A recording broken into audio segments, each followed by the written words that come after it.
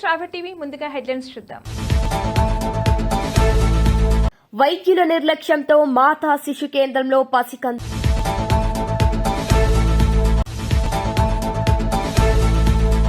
నేటి నుంచి 4 రోజులు తెలంగాణలో వర్షాలు. సింహాచలం శ్రీ వరాహలక్ష్మి నరసింహస్వామి వారిని దర్శించుకున్న హోంమంత్రి వంగలపూడి అనిత.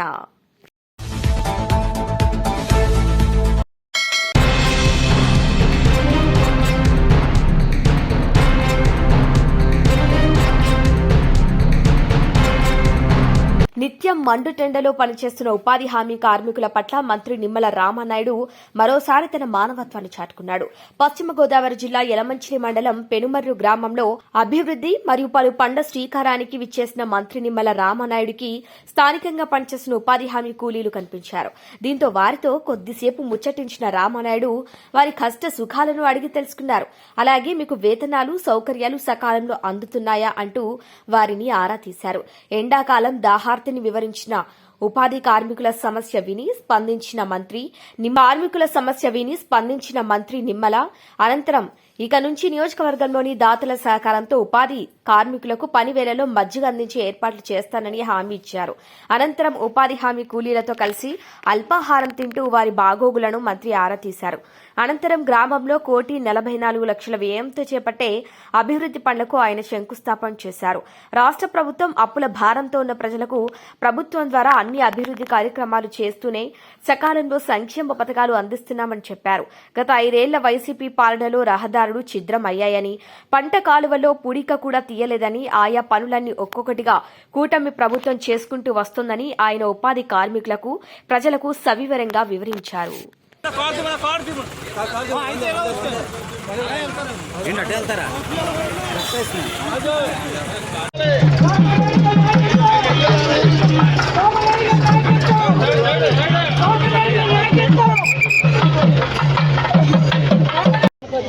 పనికి అదే ఉపాధి ఎవరు రిలేషన్ ఎవరు మీరేనా? వీళ్ళు ఎక్కడ చేస్తున్నారు పని? చూసుకోండి అమ్మ, జాగ్రత్త చేసుకోండి. అన్ని రోజులు పనులు వస్తున్నాయా మీకు? తప్పు కదా. మజ్జిగ ఏదైనా మన ఊళ్ళో వాళ్ళకి చెప్పి రోజు మజ్జిగ మన ఎవరి వాళ్ళు మజ్జిగ అరేంజ్ చేయండి. సరే అరేంజ్ చేశారా? ఎవరు సెక్రటరీ? ఎవరైనా పంచాయతీ సెక్రటరీ?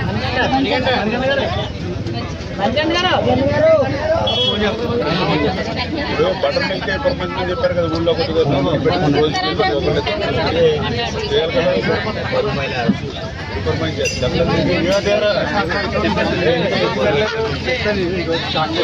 కదమ్మా, ఆచరణలో పెట్టాలి. ఏమన్నా రోజుకి ఇప్పుడు 800 మందికి 800-900 అవుతుంది. రండి, 10 నెలల తర్వాత 10,50 500 వారంలో చూసుకోవాలన్నీ పెట్టి వెళ్తే తెప్పించే రోజు ఏ రోజు కాకపోతే ఆ రోజు సస్పెండ్ అయిపోతుంది. చెప్పండి, చూసుకోండి. ఆ రోజులు చూసుకోవాలి, పంచుకోండి. అన్నీ ఉన్నారు కదా. ఇప్పుడు ఎంపీడీ గారు ఉన్నారు, ఆడ అమ్మ గారు ఉన్నారు, మనకి కృష్ణరాజు గారు ఉన్నారు. పేర్లు తీసుకోవాలి. నేనే ఇస్తాను నీకు మీ ఊళ్ళో 5 రోజులు పెట్టుకుని చెప్పాలి.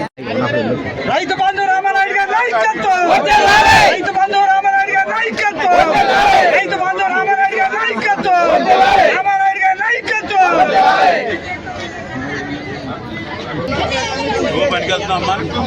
నువ్వు మంచి ఎన్ని రోజులు చేస్తున్నావు?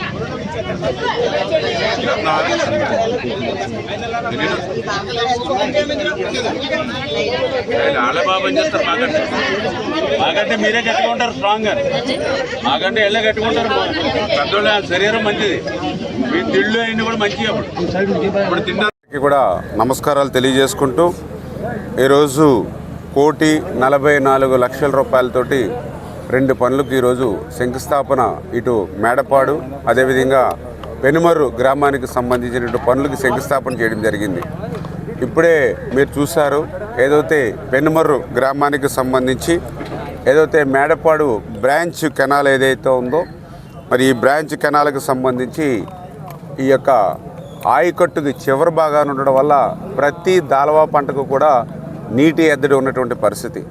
గతంలో మేము కూడా ఇదే చాలల్లో మరి దాయిలు అంటే పంట మీద ఉండగానే దాయిలు తీసి ఇదే మేడపాడు రోడ్డు మీద ధర్నా చేసినటువంటి పరిస్థితి కూడా ఆ రోజు ఉంది నీటి ఎద్దడితోటి. దానికి గల కారణం ఏంటంటే గత 5 సంవత్సరాల వైసీపీ పాలనలో ఎక్కడ కూడా గిద్దెడు మట్టి కూడా ఈ కెనాల్లో తీగిపోవడం వల్ల పూడికతోటే ఈ శివారు మేడపాడికి నీరు వచ్చేది కాదు. అందుకే ఈరోజు మన ప్రభుత్వం వచ్చాక అక్షరాల 18 లక్షల రూపాయలు పెట్టి ఈవేళ డీసిల్టింగ్ ఈ మేడపాడు బ్రాంచ్ ఛానల్ తీస్తూ ఆఖరి ఎకరం వరకు కూడా ఆఖరి రైతుకు నీరు అందేటువంటి విధంగా ఈ డీసిల్టింగ్ పనులు చేస్తున్నామని చెప్పి ప్రజలు కూడా గుర్తుపెట్టుకోవాలి. గత 5 సంవత్సరాల్లో చేయనటువంటి పనులు ఈ యొక్క 10 నెలల కాలంలోనే పనులను శాంక్షన్ చేయడమే కాకుండా టెండర్లు కూడా పిలిచి ఈవేళ పనులు పూర్తి చేస్తున్నామనంటే ఈ ప్రభుత్వం ఎంత పరిగెడుతూ పనిచేస్తుందో ఇదే ఒక ఉదాహరణ అని చెప్పి తెలియజేసుకుంటూ ఉన్నా. మరి అదేవిధంగా ఏదైతే ఇదే బ్రాంచ్ కెనాల్కి సంబంధించి ఆ పెనుమర్రు వెళ్ళాలని అంటే ఇప్పుడే చూశారు, రోడ్డు అంతా కూడా అస్తవ్యస్తంగా ఉన్నటువంటి పరిస్థితి. ఇప్పుడే పాపం మహిళలు, ఉపాధి హామీ కూలీలు మహిళలు కూడా చెప్పారు, గర్భిణీ స్త్రీలు ఈ రోడ్డు అంతా హాస్పిటల్కి వెళ్ళాలని అంటే నెలలు నిండకుండానే డెలివరీ అయిపోతుందేమో భయంతో ఉంటున్నామని చెప్తున్నటువంటి పరిస్థితి. అంటే ఎంత దారుణంగా రోడ్డు ఉందో మీరే చూసినటువంటి పరిస్థితి. అటువంటి రోడ్డు కోసం ఆ రోజు 2014, 2019లో ఆ రోజు మేము వేసాం ఈ పెనుమరికి రోడ్డు. మళ్ళీ ఈరోజు ఇప్పుడు శాంక్షన్ చేసాం, తొందరలోనే అవి కూడా టెండర్లు పిలిచి ఆ పెనుమరు రోడ్డును కూడా మళ్ళీ భవిష్యత్తులో ఇమ్మీడియట్లీ 2-3 నెలల్లోనే ఆ రోడ్డు కూడా టెండర్లు పిలిచి పనులు చేస్తాం. ఆ రోడ్డు వేసినా కూడా ఈ బ్రాంచ్ కెనాల్లోకి గట్టు దిగిపోతుంది కాబట్టి వేసినటువంటి రోడ్డు కూడా పటిష్టంగా 10 కాలాల పాటు ఉండాలనేటువంటి ఉద్దేశంతో 1,27,00,000 రూపాయలు, అక్షరాల 1,27,00,000 రూపాయలు సీసీ వాల్, అంటే ఆ యొక్క బండ స్ట్రెంగ్తనింగ్ కింద వాల్ గోడ నిర్మాణం చేస్తున్నాం. అంటే మనం వేసినటువంటి రోడ్డు చెక్కు చెదరకుండా కాలంలోకి దిగిపోకుండా ఉంటుంది. అంటే రోడ్డు వేయాలనేటువంటి సంకల్పమే కాకుండా ఆ రోడ్డు కూడా పటిష్టపరిచేటువంటి విధంగా కూడా గ్రాంట్లు తెస్తూ ఉన్నాం. అందుచేత ఎంత సూక్ష్మ స్థాయిలో అంటే ఎంత గ్రౌండ్ లెవెల్లోకి వెళ్ళి మేము పనిచేస్తున్నామో ఇదే ఒక పెద్ద ఉదాహరణ అని చెప్పి తెలియజేసుకుంటూ, ఈ రకంగా ప్రజల కోసం పనిచేసేటువంటి ప్రభుత్వం, ప్రజల కోసం పనిచేసేటువంటి నాయకత్వం ఈరోజు తెలుగుదేశం, జనసేన, బీజేపీ నాయకత్వం ఇంత క్లిష్టమైనటువంటి సమయంలో, ఆర్థిక పరిస్థితి సహకరించినటువంటి సమయంలో కూడా సంవత్సరం కూడా ఈ పాలన పూర్తి కాకముందే ఇన్ని 100 కోట్ల రూపాయలు ఈరోజు అభివృద్ధి కార్యక్రమాలు చేస్తూ ఉన్నామని అంటే ఈ ప్రభుత్వ పనితీరుని ప్రజలందరూ కూడా బేరీ చేసుకోవాలని చెప్పి మీ ద్వారా తెలియజేసుకుంటూ ఉన్నా. అదేవిధంగా ఈరోజు ఉపాధి హామీ కూలీలు కూడా చాలామంది ఈరోజు కనపడ్డారు. వాళ్ళు కూడా ఎంతో సంతోషంగా ఉన్నారు. వాళ్ళకు కూడా వేసవి కాలం మరి ఏదైతే మజ్జిగ కూడా ఏర్పాటు చేయమని చెప్పేసి కూడా ఇప్పుడే మాకున్నటువంటి స్థానిక నాయకత్వాన్ని కూడా చెప్పడం జరిగింది. ఖచ్చితంగా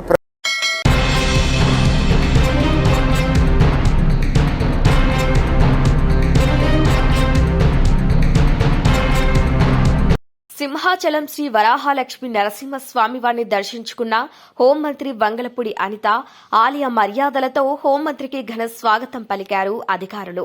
ఇక కప్పస్తంభం ఆలింగనం స్వామివారి దర్శన అనంతరం వేద ఆశీర్వచనం చేశారు పండితులు.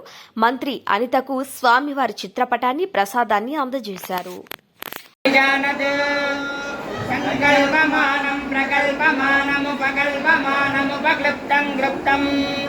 శ్రేయో వసీయాయత్ సంభూతం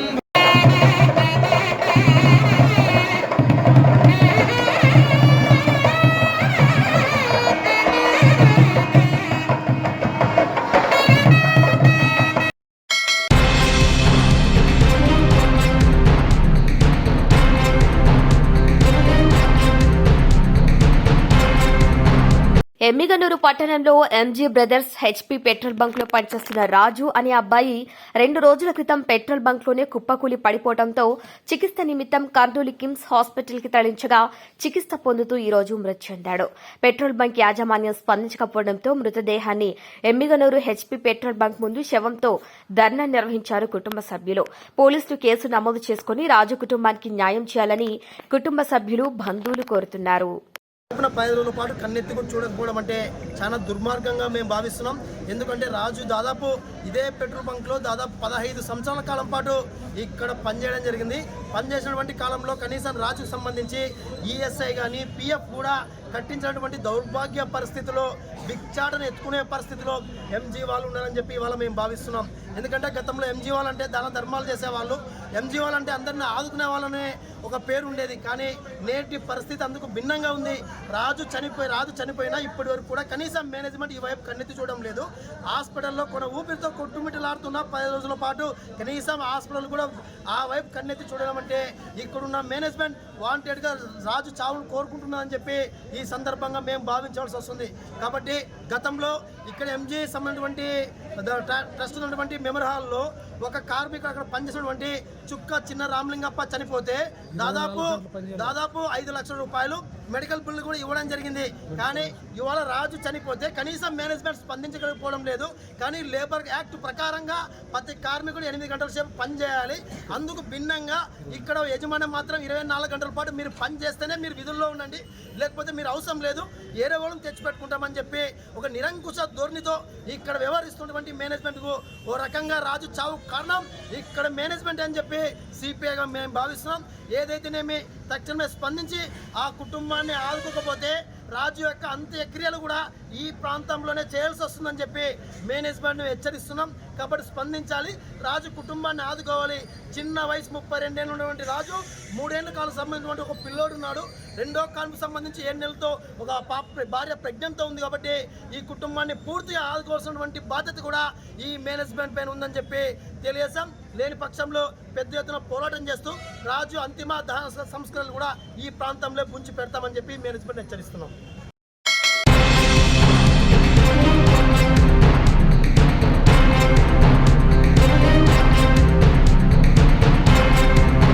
తెలంగాణ రాష్ట్ర ప్రజలకు బిగ్ అలర్ట్. తెలంగాణలో 4 రోజుల పాటు వర్షాలు పడనున్నాయి. పలు జిల్లాల్లో మోస్తారు వర్షాలు కురిసే ఛాన్స్ ఉన్నట్లు వాతావరణ శాఖ హెచ్చరించింది. దీంతో తెలంగాణలోని కొన్ని జిల్లాలకు ఆరెంజ్ అలర్ట్ జారీ చేశారు. ఉమ్మడి ఆదిలాబాద్, నిజామాబాద్, కరీంనగర్, వరంగల్, ఖమ్మం, నల్గొండ జిల్లాల్లో వర్షం పడనుంది. ఇటు హైదరాబాద్, రంగారెడ్డి, మహబూబ్ నగర్ జిల్లాల్లో తేలికపాటి వర్షాలు కురిసే అవకాశం ఉన్నట్లు సమాచారం అందుతోంది. ఇక అటు ఏపీలో పెరుగుతున్న వడగాలుల ప్రభావం ఉంది. 144 ప్రాంతాల్లో 40 డిగ్రీలకు పైగా ఉష్ణోగ్రతలు నమోదు కానున్నాయి. నేడు 70 మండలాల్లో వడగాలులు వీచే ఛాన్స్ ఉందని వాతావరణ శాఖ హెచ్చరించింది.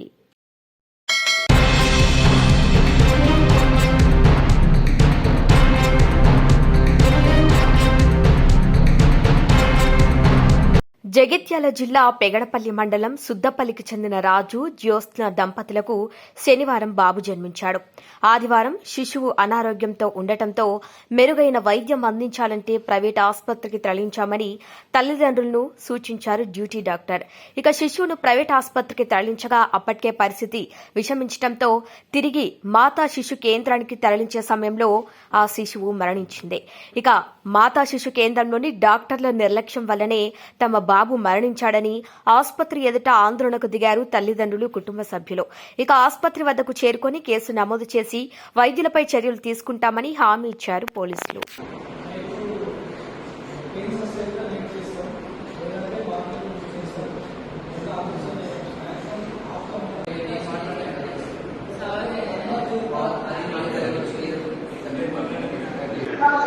నా పేరు రాజు, మా భార్య పేరు జ్యోత్స్న. సుద్దపల్లి గ్రామం మాది, మండలం పేడపల్లి, జిల్లా జగిత్యాల. శుక్రవారం నైటు మాతా శిశు హాస్పిటల్కి రావడం జరిగింది డెలివరీ కోసం. 10:52 డెలివరీ జరగడం జరిగింది.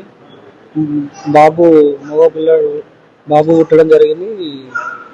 1 కిలో 800 గ్రాములు బాబు ఉండడం వల్ల ఆక్సిజన్ అబ్జర్వేషన్లో పెట్టడం జరిగింది. నిన్న బాబు ఈరోజు అడగనికి పోతే సాయికుంభ సార్ డాక్టర్ బ్రీతింగ్ అందుతలేదు, అట్లనే ఉంది, పుట్టిన బాబు ఎట్లున్నా ఇప్పుడు అట్లనే ఉంది, వేరే హాస్పిటల్ పోవాలని తరలించాలని చెప్పిండు.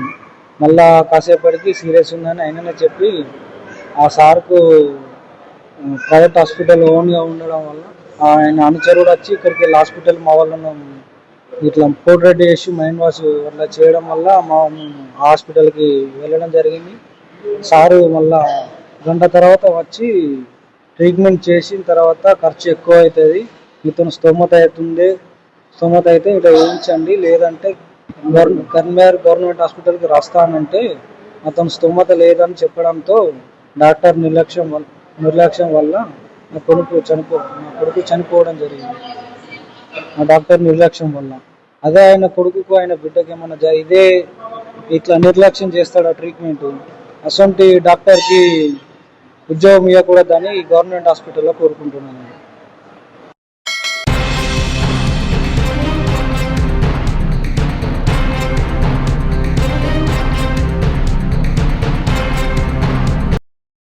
కాంగ్రెస్ పార్టీలపై మరోమారు మళ్లీ నోరు జారితే బట్టలిప్పి నడి రోడ్డుపై గుంజులు తీయిస్తానంటూ బీజేపీ ఎంపీ ఈటెల రాజేందర్ను టీపీసీసీ కార్యనిర్వాహక అధ్యక్షుడు తూర్పు జగ్గారెడ్డి హెచ్చరించారు. ఇప్పటికైనా ఆయన నల్లికుట్ల రాజకీయాలు మానుకోవాలంటూ హితవు పలికారు. గాంధీ భవన్లో ఆదివారం మీడియా సమావేశంలో జగ్గారెడ్డి మాట్లాడుతూ సీఎం రేవంత్ పైన ఈటెల రాజేందర్ తమ పరిధిని దాటి మాట్లాడాడని, అందుకే తాను పరిధిని దాటి సమాధానం ఇస్తున్నానన్నారు. నియోజకవర్గ సమస్యలపైన సీఎం రేవంత్ రెడ్డిని ఈటెల ఏనాడైనా కలిశారా అంటూ నిలదీశారు. బీజేపీ రాష్ట్ర అధ్యక్షుడు, కేంద్ర మంత్రి కావాలని కలలు కన్న ఈటెల రాజేందర్ కు అవి రాకపోయేసరికి సైకోలాగా మారాడన్నారు. తమ పార్టీలో పదవి కోసమే సీఎం రేవంత్ ను తిడుతున్నాడని పేర్కొన్నారు. ఏదైనా విషయం ఉంటే సీఎంను ప్రశ్నించి డిమాండ్ చేయి, అంతేకాని సీఎంను పట్టుకుని కొడక అంటావేంట్రా, ఏం భాష రాది, సీనియర్ నాయకుడు, బాధ్యత గల ఎంపీ లెక్క నీ మాటలు లేవు. రెగ్యులర్ గా గంజాయి తాగేవాడే ఇలాంటి భాష మాట్లాడతాడు, ఏం నిన్ను అండ్లేమా కొడక అని మేము తిట్టడం మొదలు పెడితే ఉరేసుకొని చేస్తావంటూ ఈటెలపై ఫైర్ అయ్యారు. పదవి రాక నిరాశతో మాట్లాడుతున్నాడన్న జాలితో ఈటెల రాజేందర్ను సీఎం రేవంత్ రెడ్డి వదిలేస్తుండొచ్చునని, కానీ తామలా వదిలేయమన్నారు. ఈటెల పార్లమెంటరీ భాషలో ప్రశ్నిస్తే అదే భాషలో సమాధానమిస్తామని చెప్పారు. బూతులు మాట్లాడితే బూతులతోనే సమాధానం చెబుతామన్నారు. గతంలో ఎప్పుడూ కులం గురించి చెప్పుకొని ఈటెల రాజేందర్ ఈ మధ్య కుల రాజకీయాలు చేస్తున్నారని విమర్శించారు. కేంద్రం నుంచి రాష్ట్రానికి రూపాయి తెప్పించే సోయి కూడా లేదన్నారు. ఎంపీని నేను తోపుని అనుకోకు, అడవిలో తుపాకులు పట్టినా అని అనుకుంటున్నావేమో, మేం జనంలోనే తుపాకులు పట్టినోళ్ళం. ఇంకోసారి సీఎం రేవంత్ కాంగ్రెస్ జోలికి వస్తే ఊడదీసుడేనంటూ హెచ్చరించారు. తాము సాఫ్ట్గా ఉంటే సాఫ్ట్గా, మొరటిగా ఉంటే మొరటిగా సమాధానమిస్తామని జగ్గారెడ్డి తెలిపారు.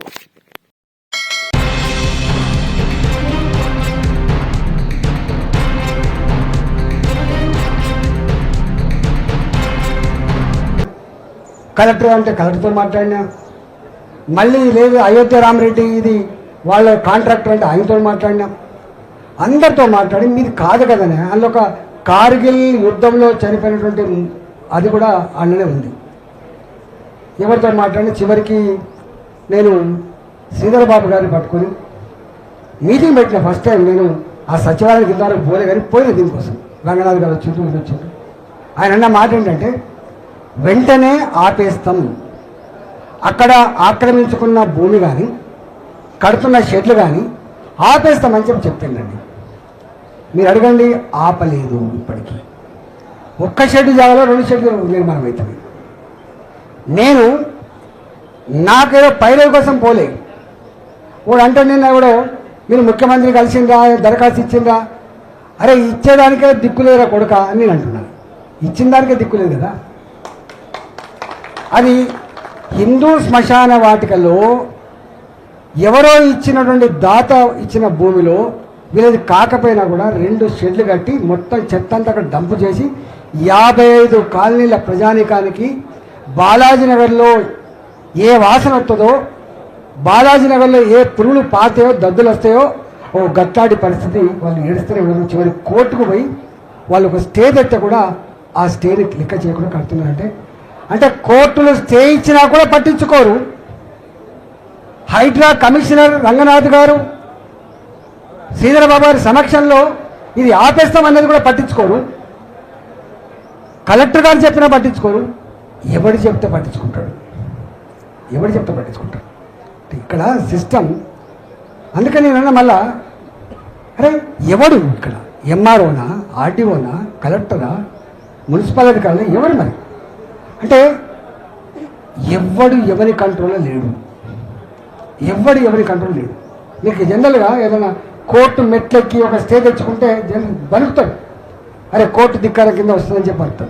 కానీ ఈ గవర్నమెంట్లో కోర్టు స్టే ఇచ్చినప్పటికి కూడా ఆపగలిగే దమ్ము ఈ ప్రభుత్వ అధికారం లేదు. ఇవాళ కళ్ళ ముందే అనేక బిల్డింగులు 25 లక్షల నుంచి మొదలుపెట్టి ₹1 కోటి వరకు ఏదైతే కొనుక్కున్నారో కళ్ళ ముందే అవి పోతుంటే మరి ఒక్కడన్నా మరి నువ్వు కొనుక్కున్నది నేను అడుగుతున్నా, అరే ఇది లేఅవుట్ చేసినప్పుడు రెవెన్యూ అధికారులు ఇది ఏ పాస్బుక్లో ఏ సర్వే నెంబర్లో ఎంత ఎక్స్టెంటు కొలిసేటప్పుడు లెక్క ఉంటుంది. ఉత్తరముల వీళ్ళున్నారు, పడమర వీళ్ళున్నారు, తూర్పుల వీళ్ళున్నారు అని చెప్పి హద్దులు ఉంటాయి. ప్రతి భూమికి హద్దు ఉంటుంది. తూర్పు వైపు వీళ్ళున్నారు, పశ్చిమ వైపు వీళ్ళున్నారు అని చెప్పి. మరి అప్పుడు ఆ లేఅవుట్ చేసినప్పుడు ఎట్లా నువ్వు పర్మిషన్ ఇచ్చినావు, ఎట్లా నువ్వు ఛార్జీలు కన్వర్షన్ ఛార్జీలు కట్టించుకున్నావు ఆర్డీఓ, మళ్ళీ పోయి మున్సిపాలిటీ ఇవ్వగానే మున్సిపాలిటీ ఎట్లా పర్మిషన్ ఇచ్చింది, దీని డెవలప్మెంట్ ఛార్జెస్కి డబ్బులు ఎట్లా తీసుకున్నావు, ఎట్లా బిల్డర్ కట్టిన తర్వాత ఎట్లా ఆక్యుపెన్సీ సర్టిఫికేట్ ఇచ్చిండు, ఆక్యుపెన్సీ సర్టిఫికేట్ ఇచ్చిన తర్వాత ఎట్లా ప్రాపర్టీ ట్యాక్స్ తీసుకుంటాడు. ఇవాళ ప్రాపర్టీ ట్యాక్స్ తీసుకున్న తర్వాత కూడా ఇవాళ ఈ పని ఎందుకు చేస్తానని నేను అడిగిన తప్ప ఇది కదా, ఇది అడిగిన తప్ప. ఈవెన్ బాలాజీ నగర్, నేను అస్మత్పేట చెరువు, కూకట్పల్లి చెరువు, చెరువుల పక్కన జనరల్గా లేక్ వ్యూ అని ఇస్తా అంటారు స్టేట్మెంట్. మీరు ఇప్పుడు చూడండి అడ్వర్టైజ్మెంట్ పాపం. ఇవాళ లేక్ వ్యూ అంటే అదే శాపం. ఒకప్పుడు ఏదైనా ఇండ్లు అమ్ముకోవాలంటే, కట్టి అమ్ముకోవాలంటే, ప్లాట్లు అమ్ముకోవాలంటే లేక్ వ్యూ అని చెప్తే ₹2,000 గజానికి ఎక్కువ పోయేది. ఇల్లు అయితే అపార్ట్మెంట్ అయితే ఇంకొక 2 లక్షలు, 3 లక్షలు, 5 లక్షలు ఎక్కువ పోయేది. కానీ ఇవాళ లేక్ వ్యూ అని కనుక అంటే మరణశాసనమే, మనకి మరణశాసనమే. 25,000 ఇండ్లు, 25,000 అపార్ట్మెంట్స్ లేక్ వ్యూ అని చెప్పి అడ్వర్టైజ్మెంట్ చేసిన కర్మానికి ఇచ్చిన డబ్బులు వాపస్ తీసుకుపోతున్నారు. ఎవడు మళ్ళా ముందుకు వస్తలేడు. ఇవాళ మొత్తం రియల్ ఎస్టేట్ కూలడానికి ప్రధాన కారకుడు రేవంత్ రెడ్డి. అవునా కాదా? కాంగ్రెస్ పార్టీ నాయకులు ఆలోచించుకోవాలి. ఇవాళ ఎంత బాధ అవుతుందంటే, నేను ఆ రోజు స్టేట్మెంట్ ఇచ్చిన, అరే రేవంత్ రెడ్డి గారు నిలబడి ఎప్పుడు 5 ఏళ్ళు నువ్వు ఎమ్మెల్యేగా పనిచేయలే, నిలబడి ఎప్పుడు నువ్వు 5 ఏళ్ళు ఎంపీగా పనిచేయలేదు, ఎన్నడూ మంత్రిగా చేసిన అనుభవం నీకు లేదు, నువ్వేమో చాలా హామీలు ఇస్తున్నావు.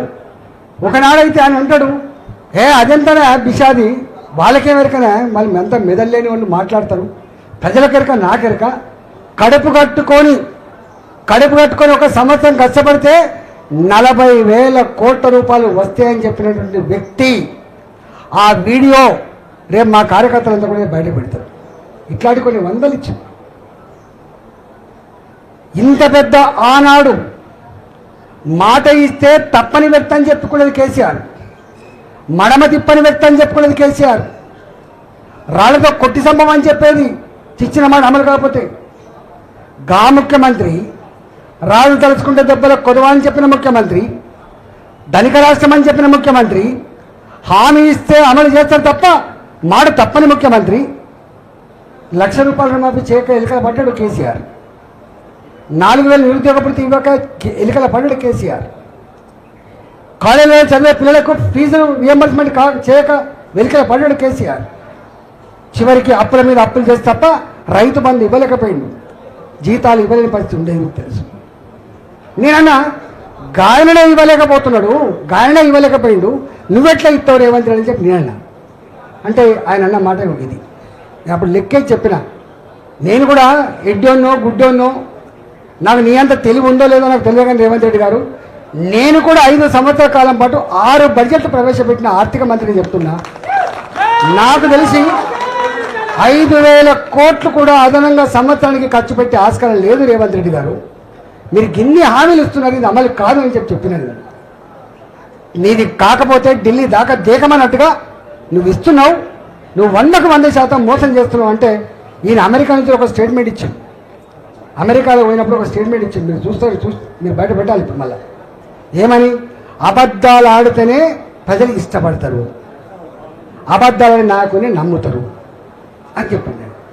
అంటే 6 గ్యారంటీలు, 66 హామీలు, 420 రకాల పనులకు ఇన్ని రకాల అబద్ధాలు ఆడిండని చెప్పి 15 నెలల కాలంలోనే ప్రజలకు అర్థమైపోయింది ఇవాళ.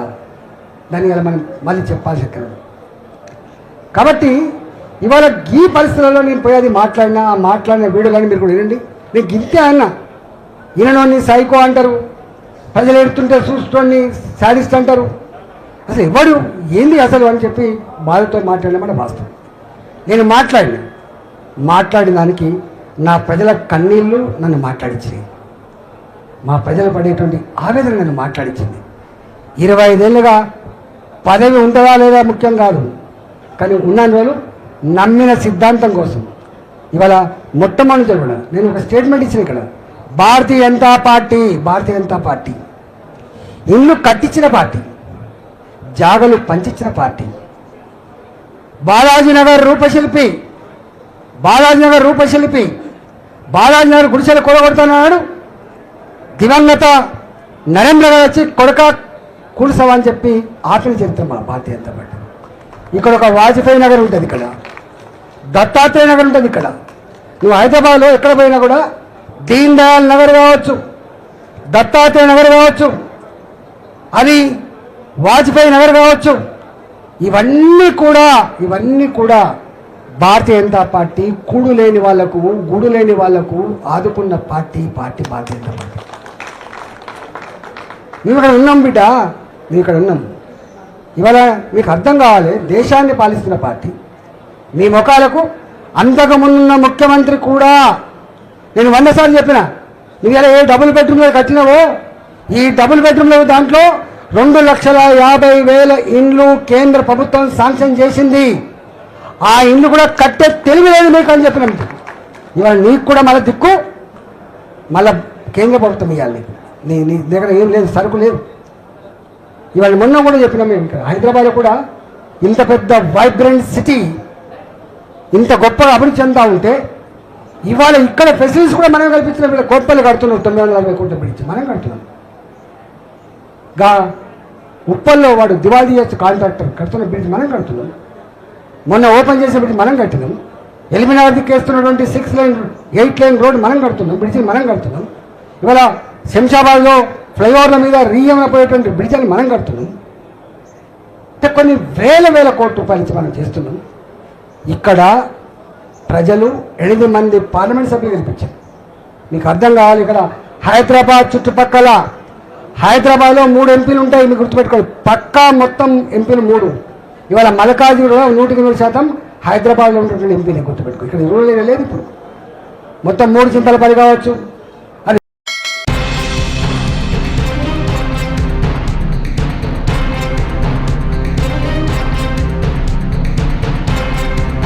బులెటిన్ హెడ్లైన్స్ మరొకసారి. వైద్యుల నిర్లక్ష్యంతో మాతా శిశు కేంద్రంలో పసికందు.